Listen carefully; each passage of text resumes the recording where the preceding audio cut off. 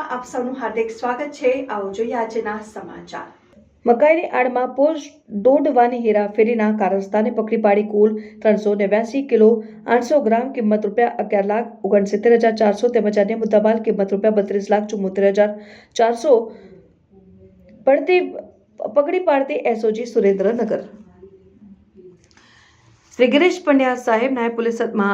નિરીક્ષક શ્રી સુરેન્દ્રનગરનાઓએ એનડીપીએસના ગુનાઓ શોધી કાઢવા અને ગુનાહિત પ્રવૃત્તિને નેસ્તનાબૂદ કરવા માટેની સૂચના અને માર્ગદર્શન આપેલ હોય જે અનુસંધાને પીઆઈ શ્રી BH સિંગરખિયાનાઓએ બાતમી મળેલ કે ટાટા કંપનીના ટોરસ ગાડી નંબર RJ 39GA 2029 વાળીમાં ગેરકાયદેસર રીતે પસાર વગર પાસ પરમિટે મકાનની આડમાં પોસ્ટ દોડાવવાનો જથ્થો હેરફેર કરવાના હોય જે આધારે માલવણ ટોલનાકા પાસે રેડ કરીને પોસ્ટ દોડવા 389 કિલો 800 ગ્રામ કિંમત ₹11,69,400 તથા પોસ્ટ દોડાની આડસ માટે રાખેલ મકાઈના દાણાની બોરી નંગ 400 કિંમત ₹6 લાખ